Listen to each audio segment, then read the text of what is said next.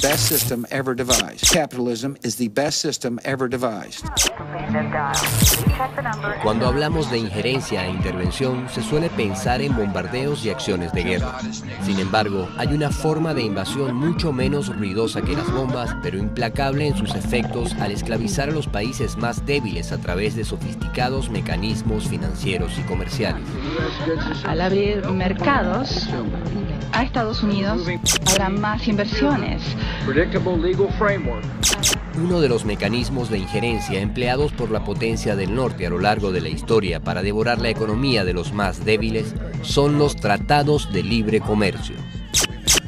Los tratados de libre comercio son algo similar a lo que haría el león cuando reúne a los animales de la selva para comunicarles que van a ser devorados, eso sí, siempre de manera muy respetuosa con los tratados internacionales y la democracia formal. Cuando nadie apostaba por Chile, finalmente se firmó el TLC con Estados Unidos.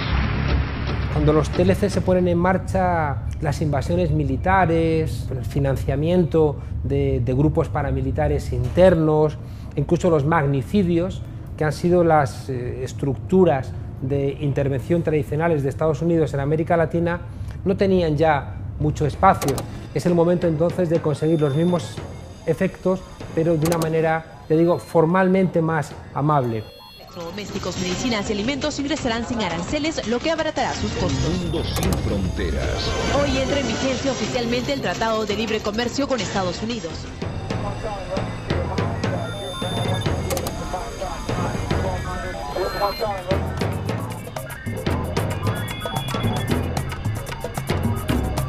Todo país requiere de exportar, de colocar sus exportaciones en diferentes partes del mundo. Y eso significa garantizar ingresos de divisas a su economía por concepto de exportaciones. Los tratados de libre comercio son acuerdos a que llegan los países como en dos aspectos esenciales, uno sobre el comercio y otro sobre la inversión. Son una receta que permite la liberalización de la economía en un área determinada. En el caso del comercio, lo que hacen los tratados es darle facilidades, es decir, a las empresas de los países para que se vendan productos. Esas facilidades consisten en quitar los impuestos, sobre todo los impuestos de aduana.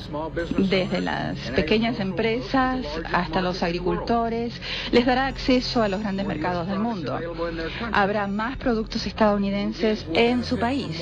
Se beneficiarán de más opciones y mejores precios. En los tratados de libre comercio bilaterales se está hablando de minimizar los aranceles, eliminar las medidas de protección a la industria nacional, se está hablando de abrir los mercados internos a las importaciones de productos agrícolas. Es decir, un empresario de Estados Unidos, en el marco de un TLC con un país de Centroamérica, puede vender su producción en Centroamérica sin pagar el impuesto de aduana. Lo mismo los exportadores de Centroamérica en Estados Unidos. Eso se supone que es una facilidad, porque el arancel dificulta el comercio porque encarece el producto que viene de fuera. Pues las nuevas reglas de juego con libre acceso a su mercado permitirán mayores ganancias para los productores y empresarios. Por eso se llama libre comercio, porque no debe haber paredes, no debe haber muros de contención, sino que los productos deben pasar libremente, como podríamos decir, un comercio de preferencia, pues que todo pasa y todo sale. Entonces ese es un primer aspecto del tratado, facilitar ese comercio. Y el otro es darle facilidades a las empresas para que inviertan en otro país. Por ejemplo, una empresa de Estados Unidos puede ir a Chile, como hay un TLC entre Estados Unidos y Chile, y hacerle oferta al gobierno. Cuando el gobierno va a hacer compras, los ministerios van a hacer compras. No se pueden reservar a empresas chilenas, sino que participan en las licitaciones. También un empresario de Estados Unidos puede ir y llevar su materia prima a Chile. Desde Estados Unidos a Chile, si va a producir un bien, por ejemplo calzado, el gobierno de Chile no le puede exigir que sea materia prima chilena. Tiene derecho a llevarse toda la ganancia. El gobierno de Chile no le puede impedir que la ganancia que tenga en la moneda chilena la reinvierte en el país, sino que puede agarrar toda la ganancia, convertirla en dólares y llevárselo. La mayoría de los gobiernos le ponen restricciones a eso. Con los TLC todo eso se quita. lo que tratan es precisamente de que se minimice al máximo la intervención del Estado y que se deje en manos de empresas privadas, transnacionales, el ejercicio del poder, de lo social, de lo económico y de los servicios.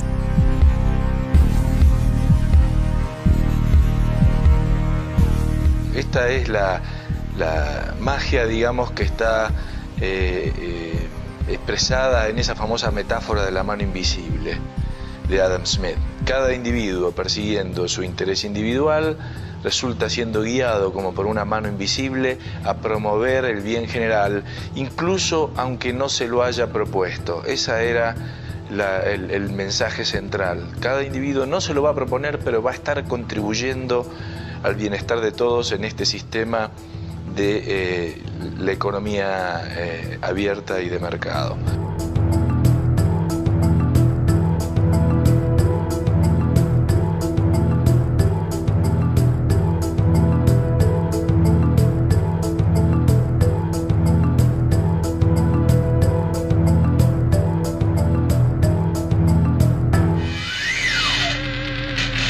Esa economía neoliberal que tiene como ejes centrales la apertura de fronteras, la desregulación laboral y la privatización de empresas públicas, se convierte, ya digo, en el corazón de lo que va a ser la estrategia económica de Estados Unidos, principalmente hacia América Latina. Por ejemplo, en el caso de Centroamérica se le abrió paso a las privatizaciones de algunas empresas energéticas, abre la posibilidad de la privatización del agua también, en el capítulo de medio ambiente. Áreas de salud, energético, la educación, deberían estar en manos de privados que ni siquiera representan una idea nacional, sino una idea de gobierno mundial. Se pasa de lo que es el mercado mundial a la economía mundial.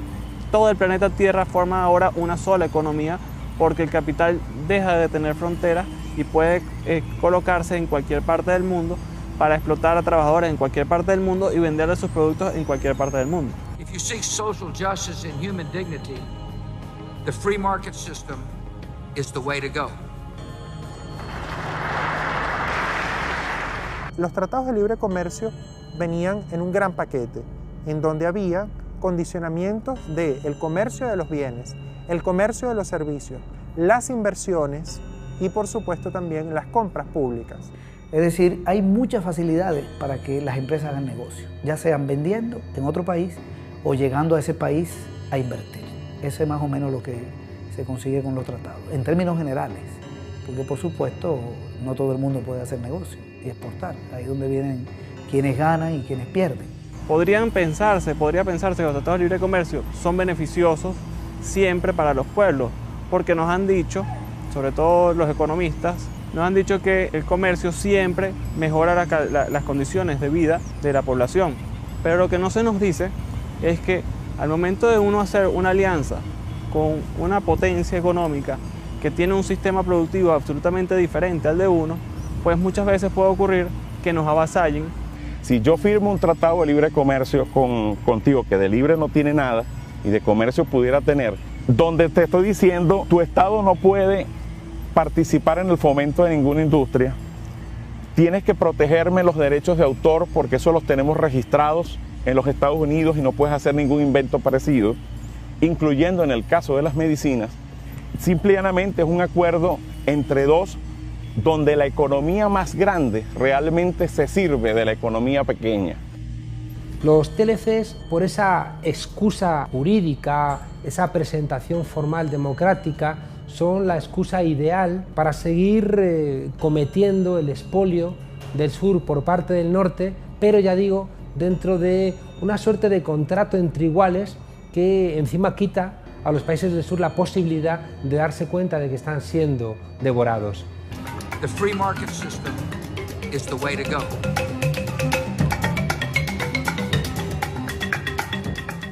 En las relaciones entre Estados Unidos y América Latina, lo fundamental para Estados Unidos ha sido siempre cómo integrar a América Latina y convertirla, como ha sido a lo largo del tiempo, en una periferia económica. Voices from the left and right are equating the free enterprise system with greed and exploitation and failure. Capitalism offers people the freedom to choose where they work, what they do, the opportunity to buy or sell products they want, América Latina y el Caribe concentra una enorme cantidad de recursos naturales estratégicos para el capitalismo. Estamos hablando de recursos que permitirán al capitalismo su reproducción y tiene una biodiversidad que no tiene otra región del planeta. De tal manera que esto la convierte en un territorio muy apetecido por la geopolítica imperial estadounidense. Para entender el origen de los tratados de libre comercio conviene remontarse hasta el año 1890. Estados Unidos e Inglaterra, las dos grandes potencias mundiales, trataban por todos los medios de lograr el control económico, político y territorial del planeta. En Washington, el presidente Cleveland convoca a los países de la región a lo que sería la primera reunión internacional en suelo estadounidense. Se trataba de la primera conferencia panamericana, el germen de lo que años más tarde sería la Organización de Estados Americanos y que daría origen a los tratados de libre comercio. Estados Unidos se dio el derecho de llevar 10 delegados a la conferencia y limitar a 3 el número de delegados del resto de países. James Blaine, el secretario del Norte, presidió la conferencia. Entre la delegación estadounidense se encontraban grandes empresarios como Charles Flint, que más tarde establecería la empresa transnacional que hoy se conoce como IBM. William Prescott, diplomático del Departamento de Estado que ya había participado en intervenciones en Chile, Bolivia, Perú e impulsaría la expropiación del Istmo a Colombia. Andrés Carnegie, considerada la segunda persona más adinerada del mundo, dueño de corporaciones de acero, ferrocarriles, petroleras, y que vería en la creación de la OEA un negocio tan bueno que años más tarde financiaría la construcción de la sede en Washington. El idioma oficial de la conferencia fue el inglés. No hubo intérpretes y a duras penas los delegados del sur pudieron participar en las discusiones. Cuando se propuso que las intervenciones extranjeras quedasen eliminadas para siempre del derecho internacional americano, Estados Unidos votaría en contra. Fue el único voto en contra al acuerdo de no intervención. Las propuestas presentadas por los Estados Unidos revelaban su único propósito: controlar los mercados y recursos del sur antes que Inglaterra lo hiciera por ellos. De eso se trataba, de crear áreas periféricas que son mercados para colocación de sus productos, de sus excedentes industriales, de sus mercaderías, materia prima para transformarla y después devolvernosla hecho productos manufacturados. Y para olvidar el asunto de la no intervención, los simpáticos empresarios norteños llevaron a los delegados latinoamericanos a una gira de 6 semanas con todos los gastos pagos por Estados Unidos, a conocer sus fábricas de máquinas, sus grandes almacenes, plantas de fabricación de acero, muebles, textiles y talleres de ferrocarriles. James Blaine se planteó precisamente en aquel momento crear una unión aduanera. La conferencia y la forma en que era conducida por los delegados estadounidenses era observada muy de cerca por un ilustre latinoamericano desde Washington, el escritor y periodista cubano José Martí, quien tempranamente alertó sobre las verdaderas intenciones del norte. Lo que desde hace años vengo temiendo y anunciando se viene encima, que es la política conquistadora de los Estados Unidos, que ya anuncian públicamente por boca de Blaine su deseo de tratar de mano alta a todos nuestros países como dependencias naturales de este. No se equivocaba el ilustre cubano. Aquella conferencia marcaba el camino de la explotación económica del sur, disfrazándola de relaciones comerciales y de libre mercado. Integrar esos mercados a través del control arancelario a la política económica y comercial estadounidense. Y allí parte, digamos, toda esa estrategia. José Martí, a través de sus crónicas, denunciaría día a día la trampa que se tejía en la conferencia panamericana. Blaine está aquí por los manufactureros, porque les ha ofrecido buscarles por la política el modo de que vendan afuera sus productos imperfectos y caros como son, sin tener que rebajar las tarifas ni perder el mercado doméstico en el que mandan solos. El secretario de Estado y presidente de la conferencia, James Blaine, no escondía su filosofía de intervención y conquista. Con el control del canal interoceánico, con la anexión de Hawái y con la estación carbonífera en Santo Domingo, debemos ser amos absolutos del continente americano y de las aguas que lo rodean. Logrado esto, no hay plan de conquista territorial o comercial que no podamos ejecutar con éxito. Anexiones, intervención y conquista. 3 principios de los padres del libre comercio. Estados Unidos siempre ha intentado beneficiarse de los países que les podían brindar un mayor bienestar, a sus ciudadanos. Cuando así lo entendieron, invadieron, pusieron gobiernos títeres. Esto lo sufrían países como México, el cual perdió la mitad de su territorio a manos de su vecino. Texas fue anexionado por Estados Unidos en 1845. Lo que hoy son los estados de California, Arizona, Nevada y Utah, así como parte de Wyoming y Colorado y el estado de Nuevo México, le fueron arrebatados por el Imperio del Norte en 1848.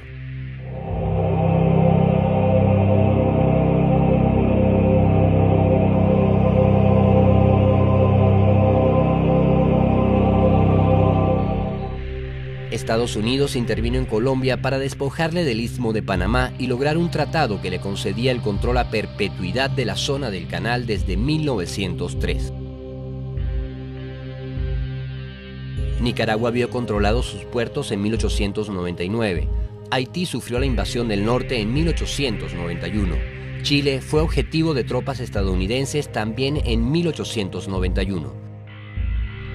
Guatemala es bloqueada militarmente en 1885. Argentina vio desembarcar marines en su capital en 1890. Brasil es rodeado por la Fuerza Naval estadounidense en 1894. Hawái simplemente dejó de ser un país independiente cuando Estados Unidos lo invadió y anexionó en 1893. Puerto Rico ha vivido la ocupación del norte desde 1898 hasta el presente. Cuba vivió la primera ocupación militar norteamericana en 1899 hasta 1902. Y mientras esto ocurría en el campo militar, se avanzaba en el terreno de las negociaciones, según ellos pacíficas, con esos mismos países para imponerles acuerdos comerciales movidos por una ambición que no parecía tener límites. Los Estados Unidos parecen destinados por la providencia a plagar la América de miserias y hambre en nombre de la libertad. En nombre de la libertad. Sin embargo, eso no fue suficiente para el imperio. Había que extraer más renta. Y esa extracción se hacía ya haciendo posible que las transnacionales se adueñaran de todos los recursos, no solamente de las materias primas fundamentales como petróleo, estaño, cobre, en los ejemplos que he citado, sino todos los alimentos, las medicinas, los saberes, los conocimientos, la vida toda de nuestros países. Ya a comienzos del siglo XX, Inglaterra había sido desplazada como competidora por la hegemonía mundial. Y así como había ocurrido en el siglo XIX, los Estados Unidos mantendrían su carrera de guerra y su fachada diplomática en la misma dirección de dominación. Entre intervenciones militares, invasiones y derrocamientos de gobiernos democráticos, perfeccionaría los instrumentos de hegemonía económica a través de la Conferencia Panamericana y los acuerdos comerciales. Sustentan la tesis de que todo tiene que estar depositado en el mercado, de que el paradigma fundamental de la sociedad debe ser radicado en la propiedad privada, en el esfuerzo privado. Esta famosa consigna, este caballito de batalla de que la libertad es el fundamento esencial de las relaciones humanas, es un fundamento que echa por tierra todo el concepto de la justicia. Para los años 80, sobre todo para los años 80, el imperio, con Estados Unidos a la cabeza, decidió que la renta imperial debía incrementarse y diseñó el sistema económico neoliberal que permitió la extracción más expedita y todavía más expoliadora de la renta imperial. Generaron una matriz económica que potenciaba el ajuste neoliberal, que lo que iba a permitir era que los países del sur compraran los productos del norte. Nos aplicaron a todo el continente las políticas neoliberales. Nosotros, los venezolanos, tuvimos una reacción, la primera en el mundo occidental, contra las políticas neoliberales.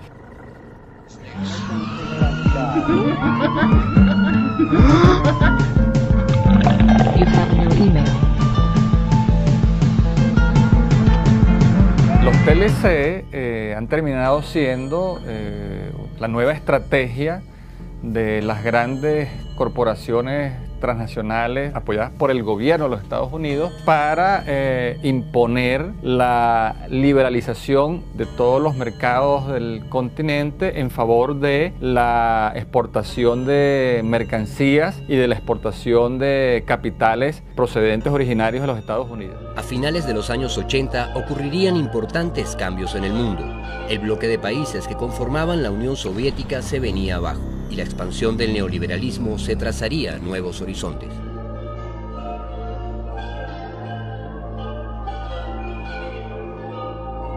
En 1989 se cayó el muro de Berlín y en 1991 se resquebrajó lo que se llama el socialismo real y fundamentalmente la Unión Soviética. A partir de allí hubo un nuevo contexto geopolítico en la humanidad. No había una balanza de proyecto capitalista versus proyecto socialista. Todo parecía indicar que el capitalismo era como especie de un sistema eterno. Ellos, por supuesto, pregonaban esto a los cuatro vientos. Ya el comunismo no era una amenaza, ya el socialismo no era una amenaza.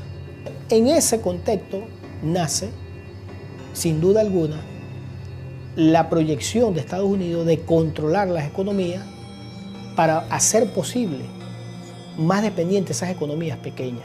El mercado de los países que, al haberse derrumbado el bloque socialista, quedaban como especie de países a la deriva, de un mercado a la deriva, y que Estados Unidos presuponía que ellos iban a tener la delantera para poder dominarlo y conquistarlo. Pero no fue así. Fue la Unión Europea quien hasta ahora ha sacado más ventaja de eso. Allí empieza entonces el gran fortalecimiento del imperialismo europeo. Una década después de concluida la Segunda Guerra Mundial, las principales potencias europeas establecían alianzas para conformar un bloque económico y político que además adoptaría su propia moneda, desplazando al dólar. Paralelamente, las economías china, rusa e india harían sentir su peso en la lucha por la hegemonía mundial. Empezaban a surgir nuevos centros hegemónicos en el capitalismo mundial. Eso llevó a Estados Unidos a replantearse sus políticas y sus políticas hacia América Latina. Los tratados de libre comercio eran precisamente el plato fuerte del norte para dominar los mercados y recursos del sur. Su primer tratado de libre comercio, que podríamos decir reconocido y el cual está todavía en ejecución, fue el tratado que firmó en el año 1994 junto con Canadá y México. Los negociadores estaban a puerta cerrada. La firma se hace en 92 y entra en vigor el 1 de enero de 94. Te ofrecen un mercado libre norteamericano, vamos a abrir las fronteras, las mercancías mexicanas se van a poder colocar en el mayor mercado del mundo, que es el norteamericano. Bueno, los funcionarios, ¿no?, del gobierno mexicano estaban fascinados, ¿no? El pueblo no. O sea, hubo mucho rechazo en el pueblo, pero era el primer tratado de este tipo que se hacía en el mundo. Entonces no había experiencia de los pueblos, no sabíamos qué tan lesivo iba a ser, o sea, se percibía que era un tratado que iba a dañar evidentemente al más débil. Why would Canada want to sign this agreement? Why would Mexico want to sign agreements which prevent it from dealing with pollution, which prevent it from following policies that they see as in the interest of the people? Well, one reason is that they want access to the U.S. market. They want to be able to trade with the U.S. Because it's a big market. And especially for countries that are anywhere close to the United States, it is the most important market to be selling to. So in this, what the United States is able to say is, well, if you want access to our market, you have to do what we tell you. Entonces, ¿qué hay que hacer? Pues levantar aranceles, destrabar restricciones, que en México eran fuertes, había restricciones proteccionistas, porque viviendo al lado del país más poderoso y agresivo, ¿no?, económicamente del mundo, que es Estados Unidos, se tuvo que poner una legislación proteccionista que impedía la entrada de inversión extranjera en ciertos sectores que se consideraban estratégicos para el país, como el petróleo. En ese tratado de libre comercio, se asegura Estados Unidos de que México le colabore con aproximadamente 1.300.000 barriles diarios de petróleo, lo cual es vital para la economía de los Estados Unidos porque ese es un país que se consume más del 22-23% de los recursos energéticos de la tierra.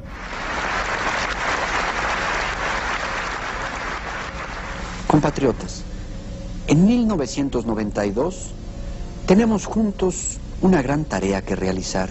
Lo que pasa es que se me acaba de ocurrir que ahora con lo del Tratado de Libre Comercio, los americanos y canadienses ya no solo vendrán a divertirse, vendrán a invertir. Vale la pena, compatriotas. Es para el bien de nuestra gran nación. El presidente mexicano era un entusiasta del tratado, Salinas de Gortari, pero era todo un teatro que en el momento en que entra en vigor el Tratado de Libre Comercio se rompe por el levantamiento zapatista. Es el mismo día en que entrábamos al primer mundo, hay un levantamiento de pobres miserables, ¿no? Y entonces, pobres miserables que dicen, no es cierto que estamos entrando al primer mundo. O sea, lo que le sucede a este país es que tenemos hambre. El levantamiento de los pueblos del sur de México el 1 de enero de 1994 iniciaría el camino de lucha de un continente que a partir del Tratado de Libre Comercio de América del Norte rechazaría las nuevas formas de injerencia. Nuestra lucha es por la vida y el mal gobierno oferta muerte como futuro. Nuestra lucha es por la justicia y el mal gobierno se llena de criminales y asesinos. Nuestra lucha es por la paz y el mal gobierno anuncia guerra y destrucción. Techo, tierra, trabajo, pan, salud, educación, independencia, democracia, libertad.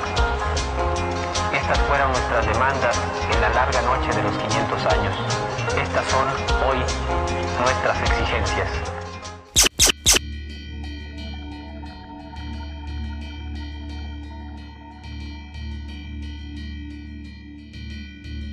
Cuando se convoca aquella mal llamada, como podemos asegurar que es mal llamado, Cumbre de las Américas, ¿verdad?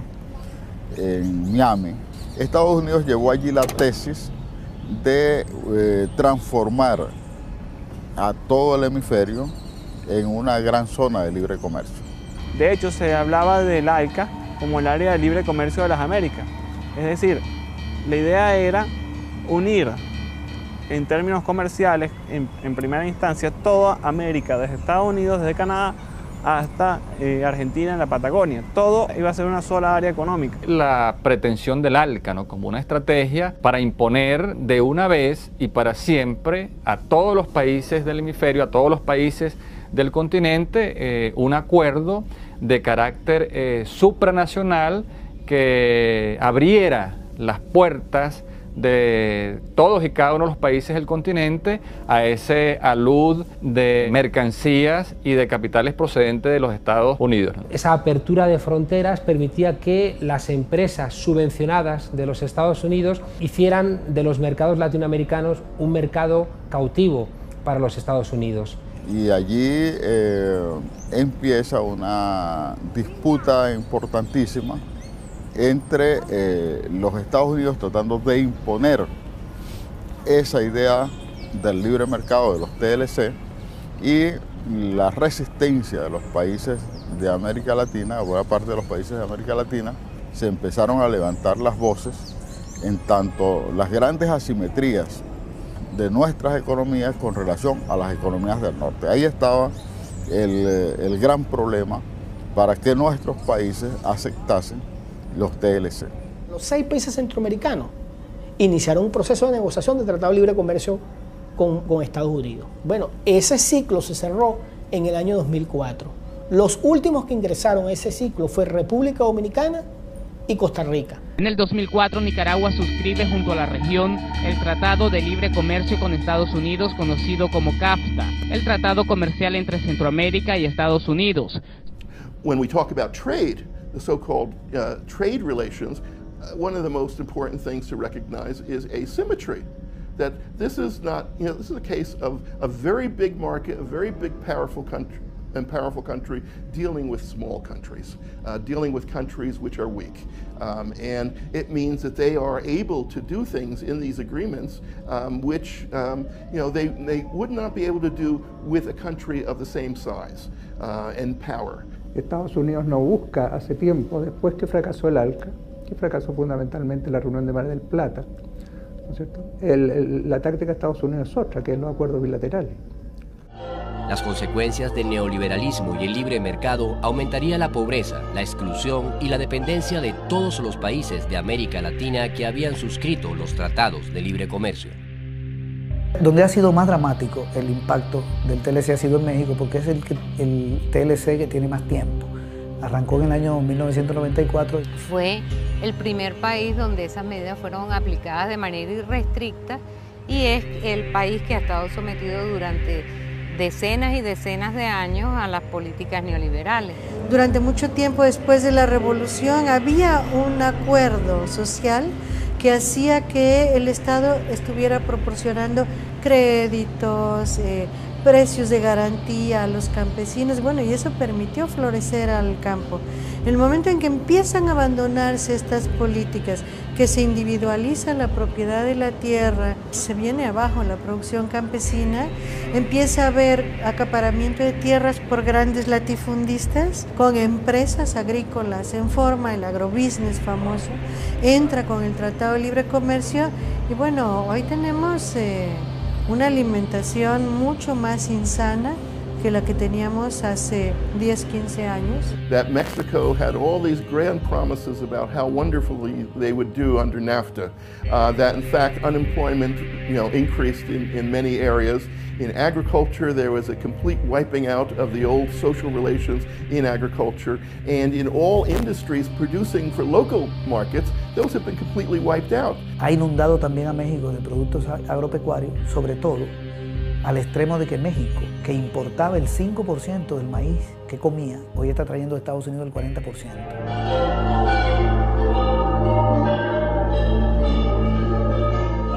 Cómo se ha incrementado el precio del maíz en México y sabiendo nosotros lo que significa el maíz en la cultura gastronómica de la alimentación para el mexicano. En consecuencia, los alimentos basados en el maíz han ido desapareciendo de la dieta básica de los mexicanos, no porque no quieran, sino porque no hay. En vez de consumir maíz, que siempre se consumió en México, hoy estamos consumiendo cada vez más un trigo procesado muy empobrecido, o el maíz se ha transformado en unas harinas mezcladas con otras cosas. Es decir, hemos perdido realmente calidad de vida de manera muy acelerada en los últimos años. México está trayendo la mitad de la carne, está trayendo el 90% del trigo, es decir, le están desmantelando su agricultura. El hato ganadero pasó de 40 millones de cabezas a un poquito más de 20, se ha reducido casi a la mitad. México era un país que se satisfacía, que se autoabastecía con el arroz y el algodón. En vista de que empezaron a entrar estos productos estadounidenses a México, México ahora no se autoabastece con algodón y arroz. Y ha ocurrido que millones de campesinos que estaban involucrados con esa actividad económica hoy están sin empleo. El caso de México es patético. Los maiceros norteamericanos reciben subsidios por parte del gobierno norteamericano, subsidios sustanciales, de manera de que un maicero mexicano no puede competir en términos de precio con un maicero estadounidense. Habrá un marco legal más seguro que va a atraer inversionistas estadounidenses.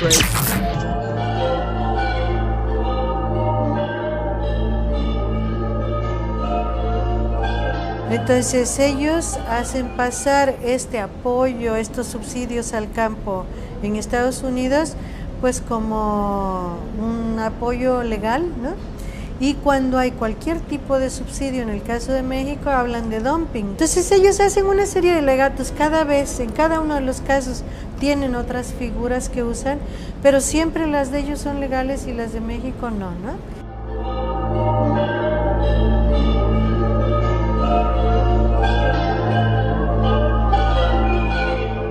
México hoy tiene más deuda externa que cuando se firmó el Tratado de Libre Comercio. Claro, tiene más deuda externa porque su economía entró en recesión, porque su aparato productivo ya empezó a tener problemas a sectores que producían para la economía mexicana, y obviamente eso implica, ¿verdad?, que México tiene que tener mayor dependencia pues del crédito privado internacional.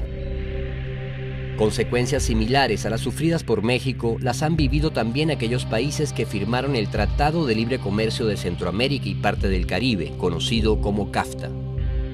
Ahora, ¿qué ha pasado en Centroamérica? Centroamérica ha logrado alcanzar los niveles de empleo que se decían que se iban a conseguir.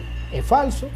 En el caso de Centroamérica, ha aumentado el desempleo en El Salvador, que es el país o uno de los países que tiene más dependencia de las importaciones agrícolas, y ha aumentado el desempleo también en Guatemala.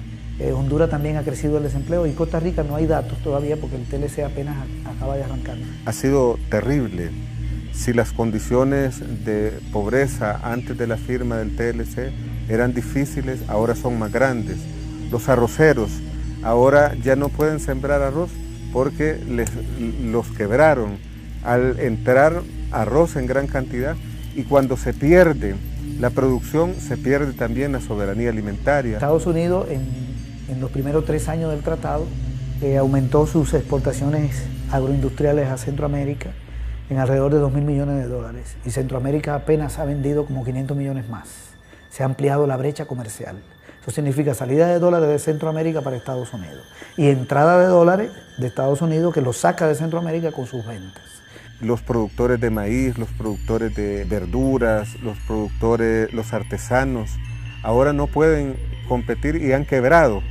Es decir, han quebrado porque ¿quién va a mandar a confeccionar un zapato si al abrir la frontera entran zapatos usados, zapatos de marca a menores precios y que quiebran la producción? Y además Centroamérica está vendiendo lo mismo que ha vendido siempre. Ha aumentado un poco, pero vende lo mismo. Café, en el caso de El Salvador, de Honduras, de Nicaragua, de Guatemala. Banano en el caso de Costa Rica, de Guatemala y de Honduras. Carne en el caso de Nicaragua. No han diversificado sus ventas. La generación de energía debe ser de manera que beneficie a la población y no a las transnacionales, porque ahora están acaparando los ríos, generan energía hidroeléctrica y la venden. O si no, están haciendo un enorme negocio con la energía térmica. Quienes los mismos que han estado privatizando las instituciones del Estado, como la Empresa Nacional de Energía Eléctrica, y están vendiendo la energía ahora al mismo Estado a precios tremendos. Es decir, están haciendo gran negocio.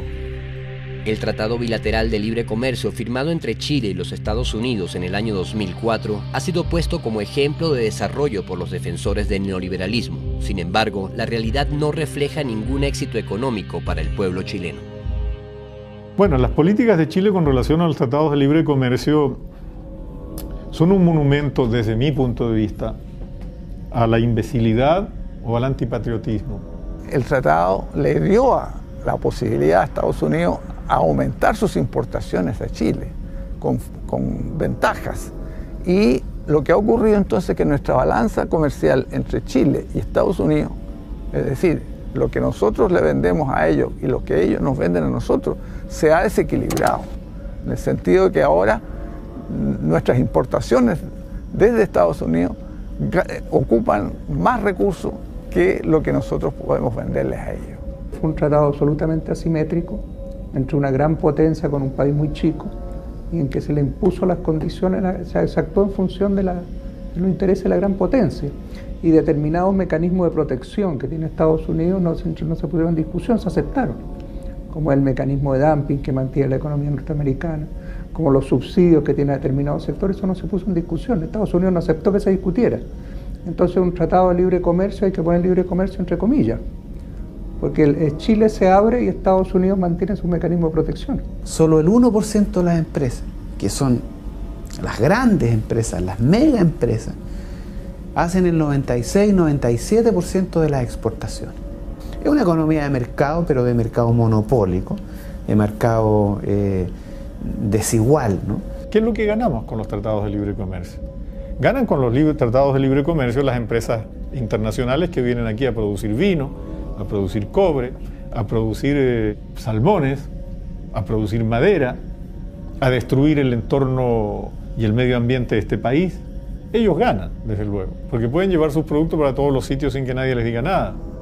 Pero el pueblo de Chile, ¿qué es lo que gana? Nada.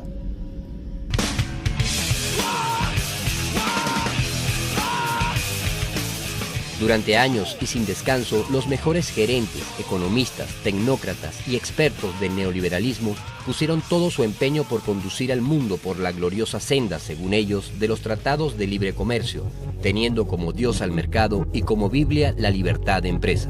Pero sus cálculos sobre un capitalismo floreciente y prometedor en su propia tierra resultaron errados. Aplicará medidas para frenar la crisis económica que produjo más de 1 millón de nuevos desempleados. El déficit del presupuesto federal de Estados Unidos saltó a 192.300 millones de dólares en marzo. El déficit será de 1.750.000 millones de dólares. El hasta entonces omnipotente capitalismo se derrumbaba en todo el mundo ante las narices de sus más firmes defensores. I understand their worry and their frustration. We've seen triple-digit swings in the stock market. Major financial institutions have teetered on the edge of collapse, and some have failed. ¿Quién iba a pensar que en el siglo XXI, en sus inicios, se iba a derrumbar como castillos de naipes esa ideología que se presentó como ciencia, como el fin de la historia, el neoliberalismo, el consenso de Washington, el capitalismo salvaje? Pero aquello ocurrió, y sí. El capitalismo está atravesando sus peores crisis, ¿no? Porque es una crisis global, es una crisis internacional. La crisis capitalista hoy no es una crisis financiera cualquiera, es una crisis integral, es una crisis sistémica, es la crisis de todo el sistema capitalista mundial. Esa crisis arrancó con el problema del pago de las viviendas en Estados Unidos y tiene un antecedente que es la llegada de George Bush, hijo, al gobierno en el año 2000. I know many Americans have questions tonight. How did we reach this point in our economy? How will the solution I propose work? And what does this mean for your financial future? No se limitó única y exclusivamente al sistema financiero, se extendió hacia sectores industriales. Veamos cómo grandes catedrales del capitalismo, ¿no? Los grandes íconos de la economía capitalista mundial, o sea, se están tambaleando y se están desmoronando. Veamos qué pasa con la Chrysler, qué pasa con la Ford, ¿no? Qué pasa con las instituciones financieras que se desplomaron, lo que pasa con Volkswagen, con Porsche, ¿verdad? Son símbolos, ¿no? De lo que era la otrora sólida economía capitalista mundial, como hoy en día se resquebraja y se desploma. Esas compañías han lanzado montones de gente a la calle, han hecho elevar el desempleo a unos niveles importantes dentro de los Estados Unidos, y la solución que da Estados Unidos es reunirse con las 20 economías más importantes del mundo y decir que va a reflotar el Fondo Monetario Internacional y al Banco Mundial. ¿Y cómo lo va a reflotar? Inyectándole cantidades de dinero, como también lo han hecho para la compra de los bancos. Pero ese dinero es inorgánico. En otras palabras, eso es papel moneda que le están metiendo a esos bancos y que más tarde o más temprano va a generar un clima de inflación como el que se vivió hace 20 años en varios países del Cono Sur. Se beneficiarán de más opciones y mejores precios. Cuanto más puede elegir el consumidor, mejor será su situación. Al abrir mercados a Estados Unidos, va a aumentar oportunidades para los peruanos. Habrá más inversiones. La crisis actual ha afectado, como tiene que ser, más a los países que estaban atados al carro del imperialismo norteamericano, a los países que firmaron el TLC. Y en las etapas de boom económico, todo funciona a todo vapor. El empleo, digamos, aumenta, los salarios también suben y, digamos, el crédito fluye de una manera grotesca, es decir, todo funciona a crédito. Ahora, ¿qué es lo que está pasando hoy? Lo que está pasando hoy es que se cierra el crédito, bajan los salarios y aumenta el desempleo. Entonces, hoy día lo que estamos siendo es la economía más afectada de América Latina por la crisis en curso. Está agotada una economía donde la riqueza se concentra en un número reducidísimo de la población. Hoy hay millones de personas que a duras penas sobreviven con apenas $1 de ingreso diario, pues no les alcanza ni para comer. Entonces allí están justamente los fenómenos que están erosionando y que están descalabrando la economía capitalista mundial, que se basa en Estados Unidos, en Europa, en Japón. Mientras el capitalismo global demostraba su gran fracaso, el Imperio del Norte haría un último intento por establecer el ALCA en la región. En el 2005, en la reunión de presidente, el gobierno de Estados Unidos intentó que en la declaración, en la reunión que se hizo en Argentina, en Mar del Plata, saliera un parrafito donde se planteara reiniciar la negociación del ALCA. Poco le duraría al imperio la ilusión de concretar sus planes. Las palabras del entonces presidente argentino resumirían el rechazo del sur al proyecto imperialista del ALCA. Igual tratamiento entre países poderosos y débiles, igual tratamiento entre economías altamente desarrolladas y economías emergentes, no solo es una mentira, sino que además resulta una trampa mortal. Trampa que primero atrapa y afecta a los débiles, pero que luego de un modo u otro también termina llegando a los poderosos. Nuestros pobres, nuestros excluidos, nuestros países, nuestra democracia ya no soportan más que sigamos hablando en voz baja. ¿Qué quieren nuestros pueblos? No un área de libre comercio, no, quieren un área libre de pobreza. Nuestros pueblos quieren es un área libre de desempleo. Nuestros pueblos quieren es un área libre de exclusión social, libre de analfabetismo, libre de mortalidad infantil. Es fundamental hablar con mucho respeto y en voz alta para construir un sistema que nos vuelva a contener a todos en un marco de igualdad, que nos vuelva a devolver la esperanza y la posibilidad de construir, obviamente, un mundo distinto.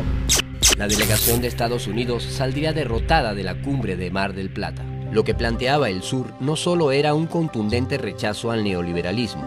El sur también tenía sus propias propuestas de integración y en ellas no cabía el ALCA. El gobierno de Venezuela lanzó una iniciativa como una alternativa que es el ALBA, que inició en diciembre del 2004 con un proyecto entre Cuba y Venezuela. Un proyecto muy grande, que incluye muchos componentes sociales de salud, de educación, y luego se fueron incorporando otros países a esa iniciativa del ALBA, como Bolivia, Dominica, Nicaragua ya con el gobierno sandinista, y Honduras.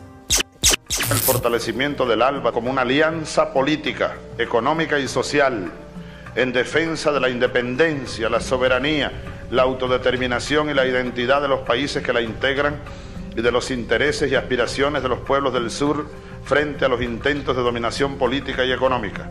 Las propuestas del ALBA no están centradas en rebajar aranceles para que fluya la inversión extranjera. Las propuestas del ALBA están centradas en justamente resolver, en primer lugar, los problemas de empleo, que la gente tenga trabajo digno, decente. Fortaleciendo y dinamizando los mercados internos, armonizando los novedosos esquemas de integración regional recientemente surgidos en América Latina y el Caribe, incorporando nuevos actores a los sistemas económicos, consagrando la soberanía alimentaria, perseverando en nuestros proyectos energéticos, anulando el neoliberalismo.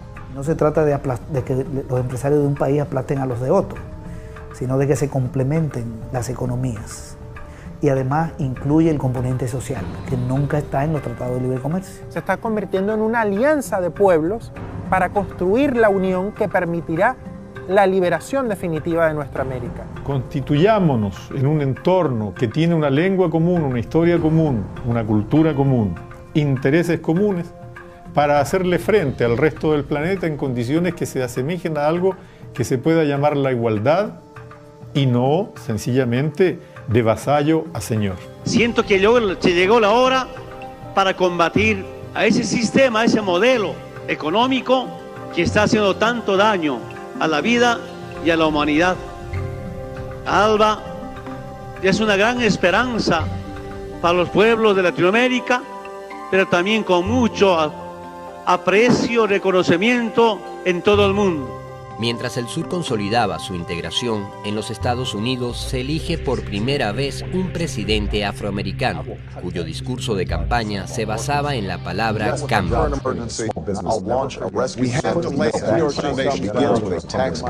Nor is the question before us whether the market is a force for good or ill.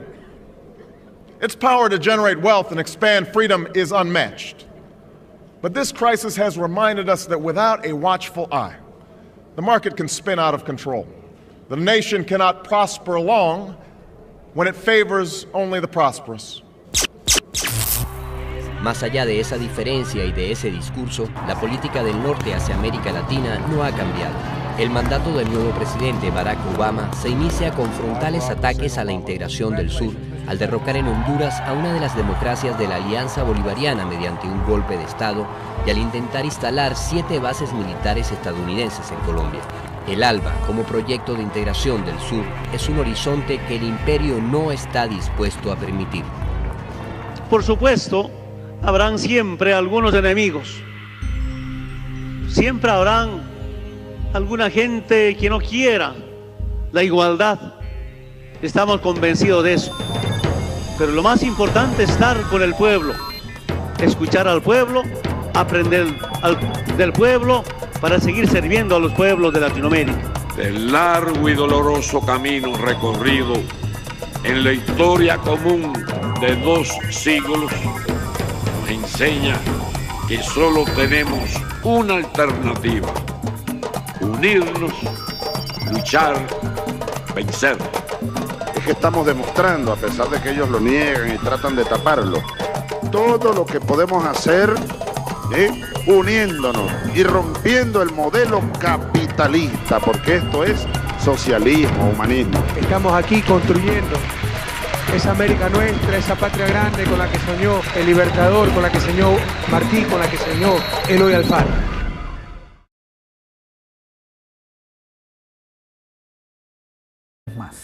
Se ha ampliado la brecha comercial. Eso significa salida de dólares de Centroamérica para Estados Unidos y entrada de dólares de Estados Unidos que los saca de Centroamérica con sus ventas. Los productores de maíz, los productores de verduras, los artesanos, ahora no pueden competir y han quebrado. Es decir, han quebrado porque ¿quién va a mandar a confeccionar un zapato si al abrir la frontera entran zapatos usados, zapatos de marca a menores precios y que quiebran la producción? Y además Centroamérica está vendiendo lo mismo que ha vendido siempre. Ha aumentado un poco, pero vende lo mismo: café, en caso de El Salvador, de Honduras, de Nicaragua, de Guatemala; banano en el caso de Costa Rica, de Guatemala y de Honduras; carne en el caso de Nicaragua.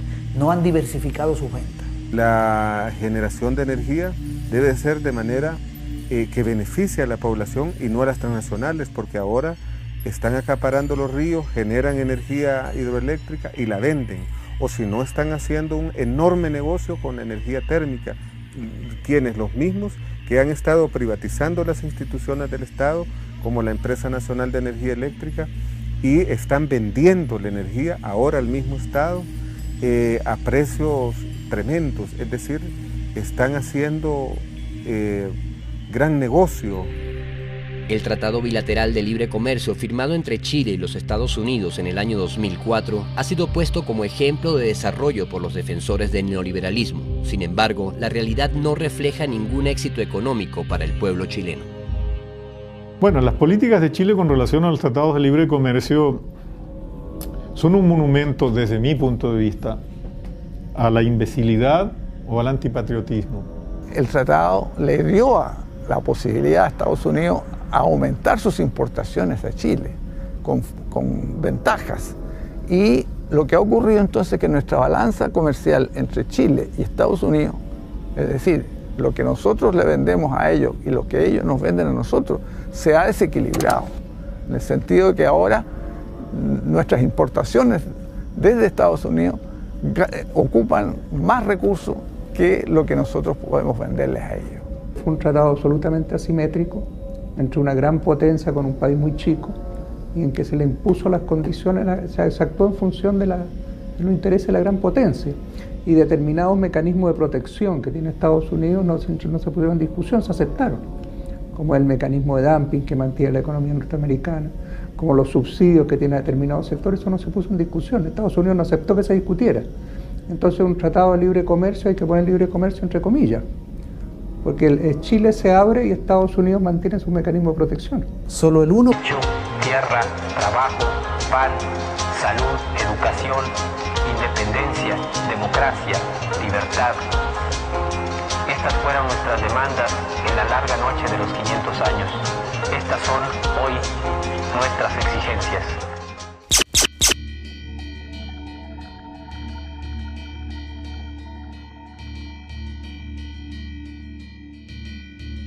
Cuando se convoca aquella mal llamada, como podemos asegurar que es mal llamado, Cumbre de las Américas, ¿verdad?, en Miami, Estados Unidos llevó allí la tesis de transformar a todo el hemisferio en una gran zona de libre comercio. De hecho, se hablaba del ALCA como el área de libre comercio de las Américas. Es decir, la idea era unir en términos comerciales, en primera instancia, toda América, desde Estados Unidos, desde Canadá, hasta Argentina en la Patagonia. Todo iba a ser una sola área económica. La pretensión del ALCA, ¿no?, como una estrategia para imponer de una vez y para siempre a todos los países del hemisferio, a todos los países del continente, un acuerdo de carácter supranacional que abriera las puertas de todos y cada uno de los países del continente a ese alud de mercancías y de capitales procedentes de los Estados Unidos. Esa apertura de fronteras permitía que las empresas subvencionadas de los Estados Unidos hicieran de los mercados latinoamericanos un mercado cautivo para los Estados Unidos. Y allí empieza una disputa importantísima entre los Estados Unidos tratando de imponer esa idea del libre mercado de los TLC y la resistencia de los países de América Latina, buena parte de los países de América Latina, se empezaron a levantar las voces en tanto las grandes asimetrías de nuestras economías con relación a las economías del norte. Ahí estaba el gran problema para que nuestros países aceptasen los TLC. Los 6 países centroamericanos iniciaron un proceso de negociación de Tratado de Libre Comercio con Estados Unidos. Bueno, ese ciclo se cerró en el año 2004. Los últimos que ingresaron a ese ciclo fue República Dominicana y Costa Rica. En el 2004, Nicaragua suscribe junto a la región el Tratado de Libre Comercio con Estados Unidos, conocido como CAFTA, el tratado comercial entre Centroamérica y Estados Unidos. When we talk about trade, the so-called trade relations, one of the most important things to recognize is asymmetry. That this is not, this is a case of Este apoyo, estos subsidios al campo en Estados Unidos, pues como un apoyo legal, ¿no? Y cuando hay cualquier tipo de subsidio, en el caso de México, hablan de dumping. Entonces ellos hacen una serie de alegatos cada vez, en cada uno de los casos tienen otras figuras que usan, pero siempre las de ellos son legales y las de México no, ¿no?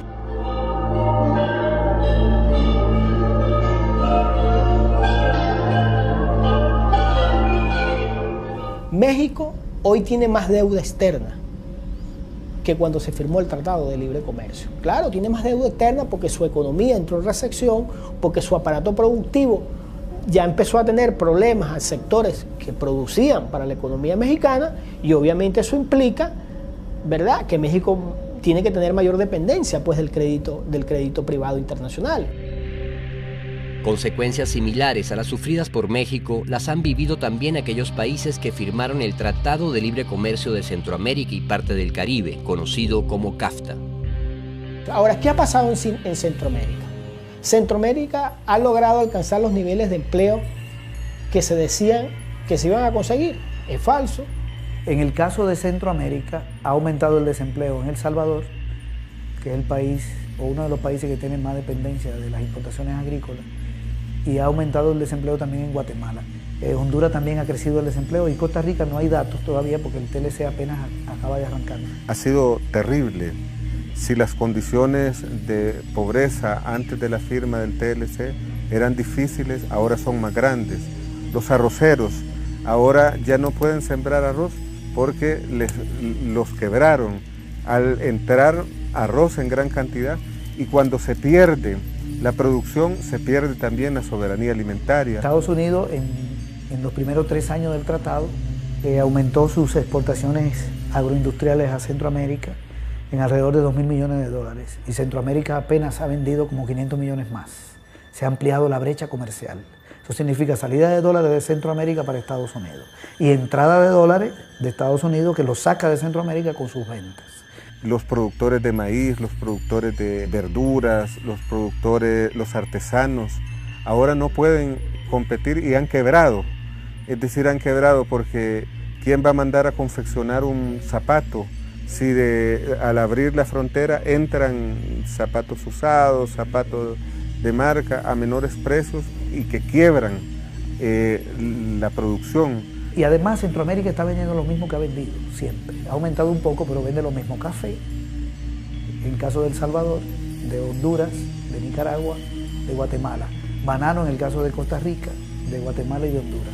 Carne. Esa presentación formal democrática son la excusa ideal para seguir cometiendo el expolio del sur por parte del norte, pero ya digo, dentro de una suerte de contrato entre iguales que encima quita a los países del sur la posibilidad de darse cuenta de que están siendo devorados. The free market system is the way to go.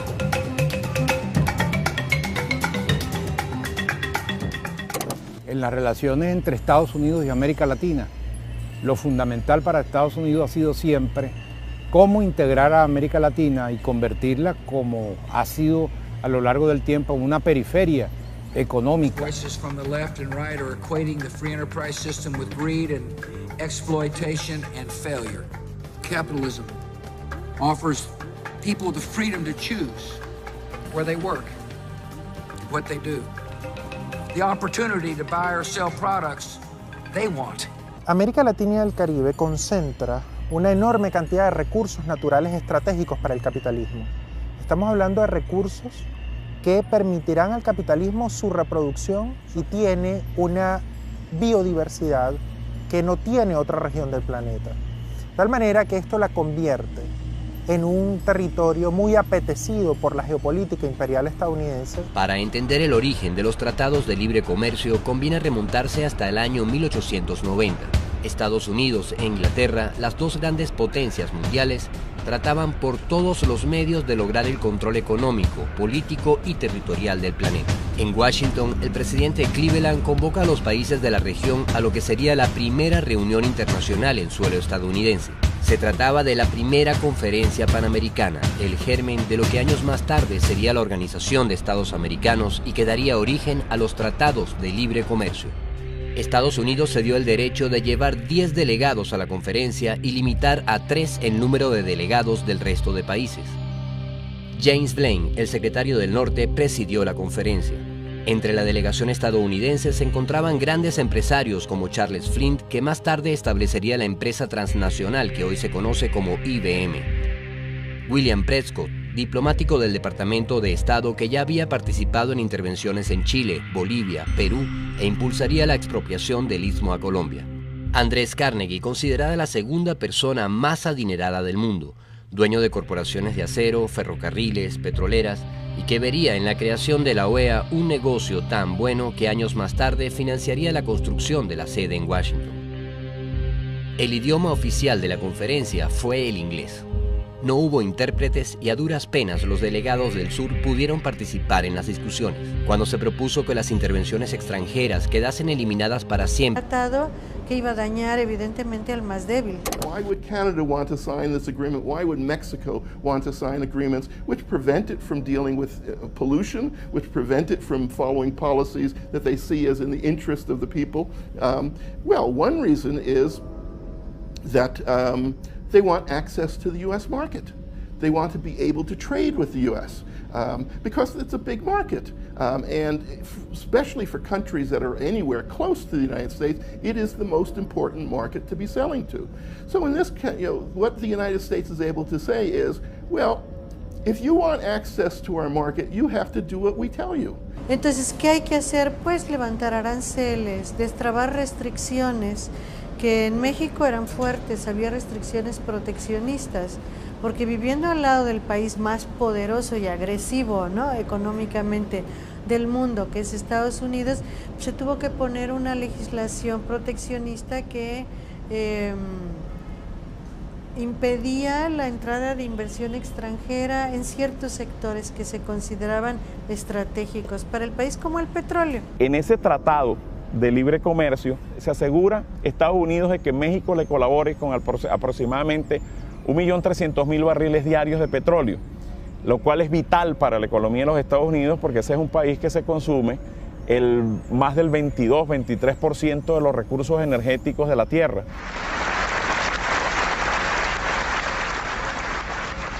Compatriotas, en 1992 tenemos juntos una gran tarea que realizar.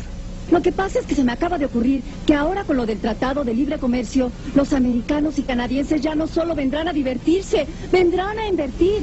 Vale la pena, compatriotas. Es para el bien de nuestra gran nación. El presidente mexicano era un entusiasta del tratado, Salinas de Gortari, pero era todo un teatro que en el momento en que entra en vigor el Tratado de Libre Comercio se rompe por el levantamiento zapatista. Es el mismo día en que entrábamos al primer mundo, hay un levantamiento de pobres miserables, ¿no?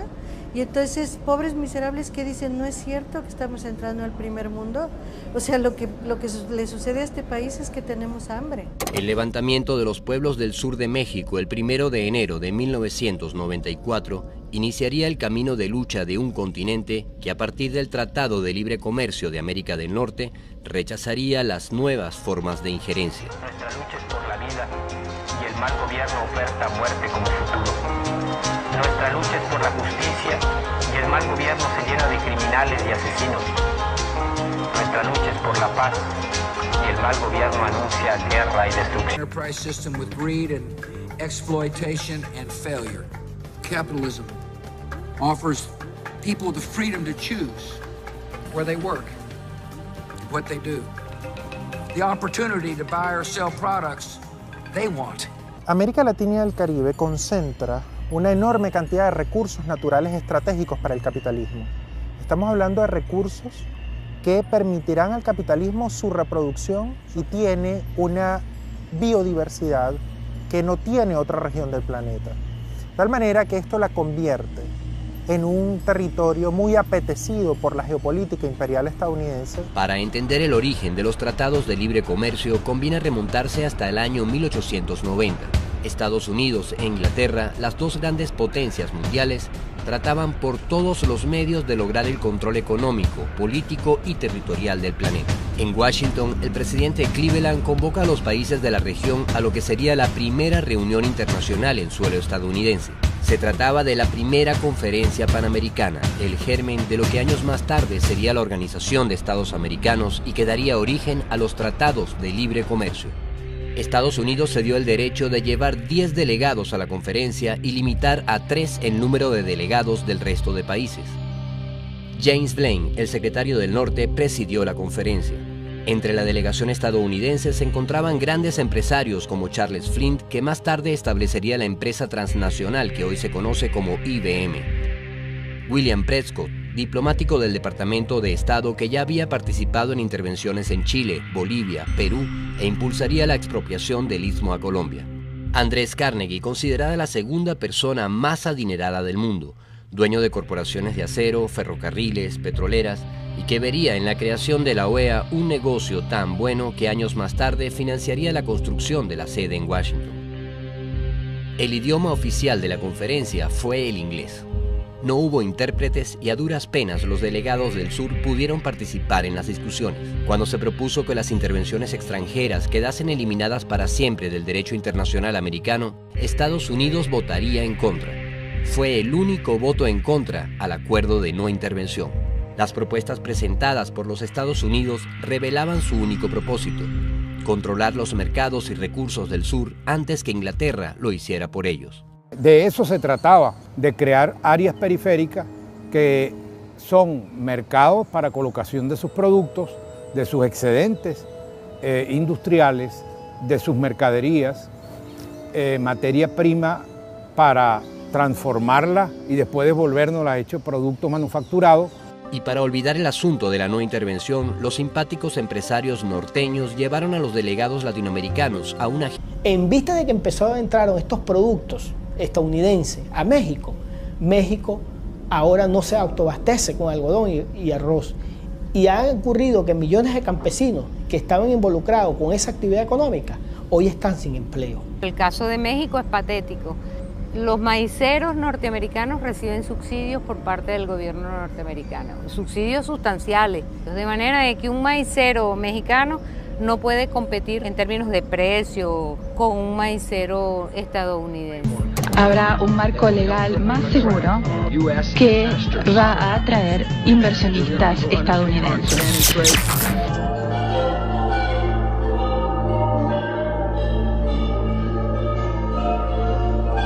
Entonces ellos hacen pasar este apoyo, estos subsidios al campo en Estados Unidos, pues como un apoyo legal, ¿no? Y cuando hay cualquier tipo de subsidio, en el caso de México, hablan de dumping. Entonces ellos hacen una serie de alegatos cada vez, en cada uno de los casos tienen otras figuras que usan, pero siempre las de ellos son legales y las de México no, ¿no?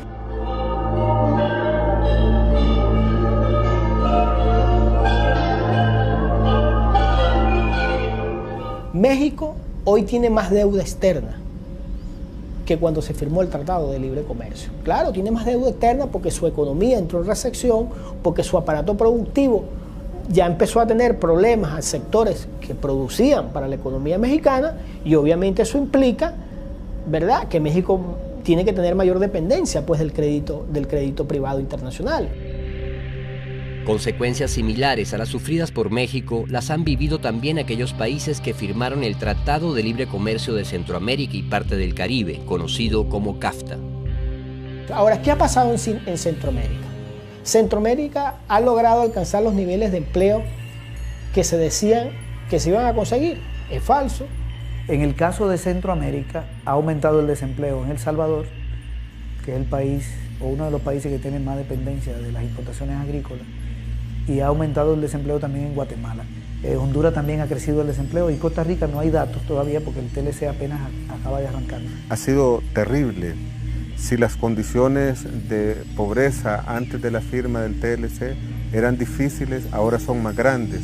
Los arroceros ahora ya no pueden sembrar arroz porque los quebraron al entrar arroz en gran cantidad, y cuando se pierde la producción, se pierde también la soberanía alimentaria. Estados Unidos en los primeros 3 años del tratado aumentó sus exportaciones agroindustriales a Centroamérica en alrededor de $2.000 millones y Centroamérica apenas sabe.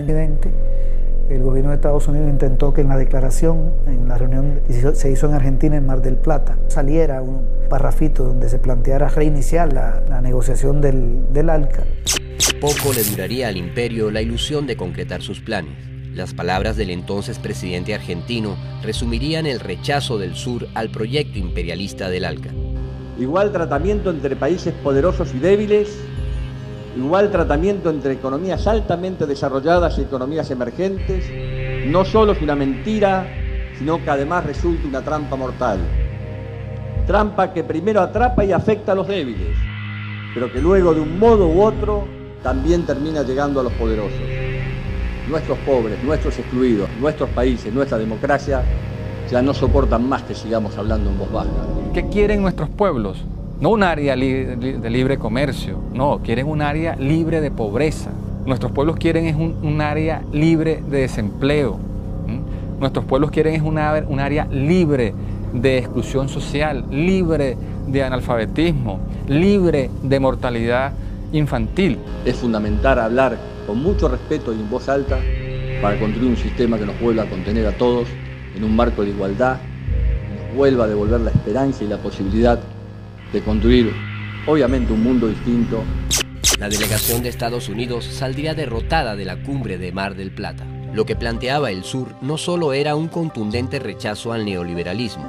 El sur también tenía sus propias propuestas de integración y en ellas no cabía el ALCA. El gobierno de Venezuela lanzó una iniciativa como una alternativa que es el ALBA, que inició en diciembre del 2004 con un proyecto entre Cuba y Venezuela. Un proyecto muy grande, que incluye muchos componentes sociales de salud, de educación, y luego se fueron incorporando otros países a esa iniciativa del ALBA, como Bolivia, Dominica, Nicaragua ya con el gobierno sandinista y Honduras. El fortalecimiento del ALBA como una alianza política, económica y social en defensa de la independencia, la soberanía, la autodeterminación y la identidad de los países que la integran y de los intereses y aspiraciones de los pueblos del sur frente a los intentos de dominación política y económica. Las propuestas del ALBA no están centradas en rebajar aranceles para que fluya la inversión extranjera. Las propuestas del ALBA están centradas en justamente resolver, en primer lugar, los problemas de empleo, que la gente tenga trabajo digno, decente. Fortaleciendo y dinamizando los mercados internos, armonizando los novedosos esquemas de integración regional recientemente surgidos en América Latina y el Caribe, incorporando nuevos actores a los sistemas económicos, consagrando la soberanía alimentaria. Débiles, pero que luego de un modo u otro también termina llegando a los poderosos. Nuestros pobres, nuestros excluidos, nuestros países, nuestra democracia ya no soportan más que sigamos hablando en voz baja. ¿Qué quieren nuestros pueblos? No un área de libre comercio, no, quieren un área libre de pobreza. Nuestros pueblos quieren es un área libre de desempleo. Nuestros pueblos quieren es un área libre de exclusión social, libre de analfabetismo, libre de mortalidad infantil. Es fundamental hablar con mucho respeto y en voz alta para construir un sistema que nos vuelva a contener a todos en un marco de igualdad, que nos vuelva a devolver la esperanza y la posibilidad de construir, obviamente, un mundo distinto. La delegación de Estados Unidos saldría derrotada de la cumbre de Mar del Plata. Lo que planteaba el sur no solo era un contundente rechazo al neoliberalismo. El sur también tenía sus propias propuestas de integración y en ellas no cabía el ALCA. El gobierno de Venezuela lanzó una iniciativa como una alternativa que es el ALBA, que inició en diciembre del 2004 con un proyecto entre Cuba y Venezuela. Un proyecto muy grande, que incluye muchos componentes sociales de salud, de educación, y luego se fueron incorporando otros países a esa iniciativa del ALBA, como Bolivia, Dominica, Nicaragua ya con el gobierno sandinista y Honduras. El fortalecimiento del ALBA como una alianza política, económica y social en defensa de la independencia, la soberanía, la autodeterminación y la identidad de los países que la integran y de los intereses y aspiraciones de los pueblos del sur frente a los intentos de dominación política y económica.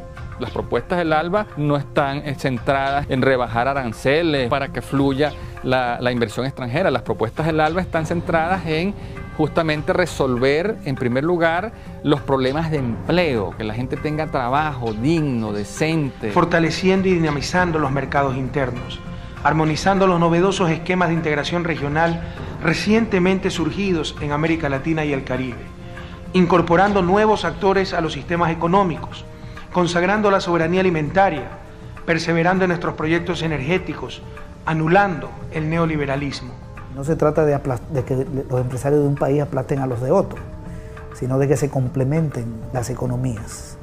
Y además incluye el componente social, que nunca está en los tratados de libre comercio. Se está convirtiendo en una alianza de pueblos para construir la unión que permitirá la liberación definitiva de nuestra América. Constituyámonos en un entorno que tiene una lengua común, una historia común, una cultura común, intereses comunes, para hacerle frente al resto del planeta en condiciones que se asemejen a algo que se pueda llamar la igualdad.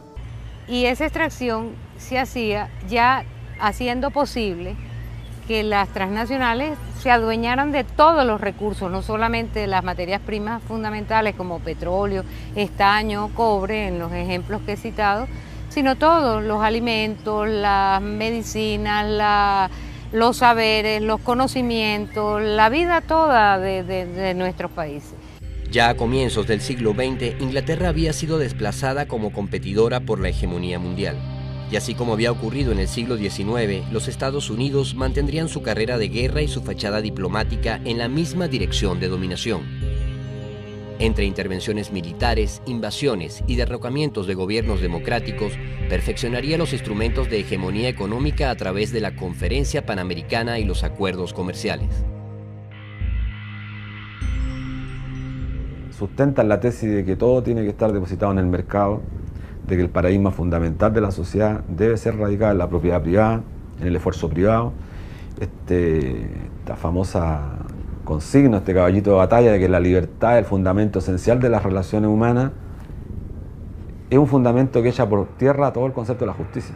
Para los años 80, sobre todo para los años 80, el imperio, con Estados Unidos a la cabeza, decidió que la renta imperial debía incrementarse y diseñó el sistema económico neoliberal que permitió la extracción más expedita y todavía más expoliadora de la renta imperial. Generaron una matriz económica que potenciaba el ajuste neoliberal, que lo que iba a permitir era que los países del sur compraran los productos del norte. Nos aplicaron a todo el continente las políticas neoliberales. Nosotros, los venezolanos, tuvimos una reacción, la primera en el mundo occidental, contra las políticas neoliberales.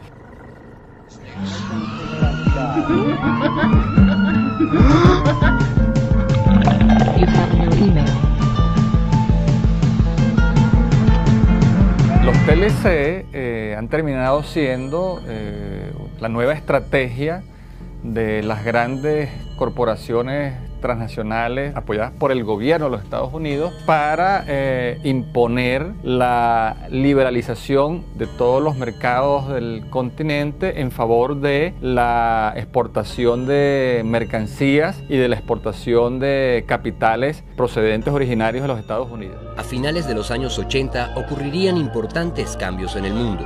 El bloque de países que conformaban la Unión Soviética se venía abajo y la expansión del neoliberalismo se trazaría nuevos horizontes.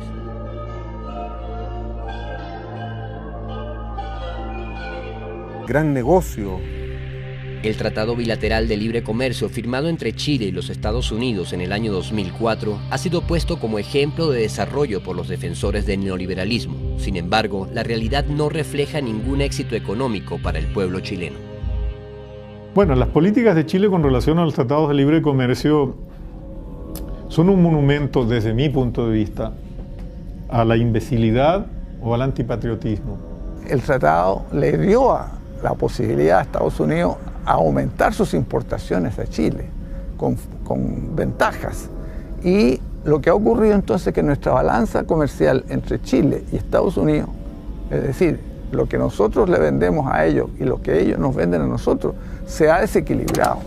En el sentido de que ahora nuestras importaciones desde Estados Unidos ocupan más recursos que lo que nosotros podemos venderles a ellos. Fue un tratado absolutamente asimétrico entre una gran potencia con un país muy chico y en que se le impuso las condiciones, se actuó en función de los intereses de la gran potencia y determinados mecanismos de protección que tiene Estados Unidos no se pusieron en discusión, se aceptaron, como el mecanismo de dumping que mantiene la economía norteamericana, como los subsidios que tiene determinados sectores, eso no se puso en discusión. Estados Unidos no aceptó que se discutiera. Entonces un tratado de libre comercio hay que poner libre comercio entre comillas, porque Chile se abre y Estados Unidos mantiene su mecanismo de protección. Solo el 1% de las empresas, que son las grandes empresas, las mega empresas, hacen el 96-97% de las exportaciones. Es una economía de mercado, pero de mercado monopólico, de mercado desigual, ¿no? ¿Qué es lo que ganamos con los tratados de libre comercio?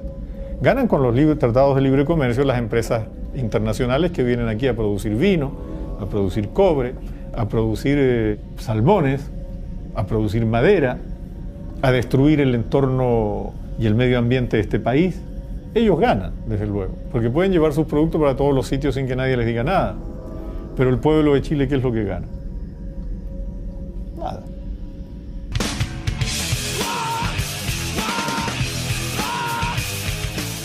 Durante años y sin descanso, los mejores gerentes, economistas, tecnócratas y expertos del neoliberalismo pusieron todo su empeño por conducir al mundo por la gloriosa senda, según ellos, de los tratados de libre comercio, teniendo como Dios al mercado y como Biblia la libertad de empresa. Pero sus cálculos sobre un capitalismo floreciente y prometedor en su propia tierra resultaron errados. Aplicará medidas para frenar la crisis económica que produjo más de 1 millón de nuevos desempleados. El déficit del presupuesto federal de Estados Unidos saltó a 192.300 millones de dólares en marzo. El déficit será de 1.750.000 millones. Que han sido las estructuras de intervención tradicionales de Estados Unidos en América Latina no tenían ya mucho espacio. Es el momento entonces de conseguir los mismos efectos, pero de una manera, te digo, formalmente más amable. Electrodomésticos, medicinas y alimentos ingresarán sin aranceles, lo que abaratará sus costos. Mundo sin fronteras. Hoy entra en vigencia oficialmente el Tratado de Libre Comercio con Estados Unidos.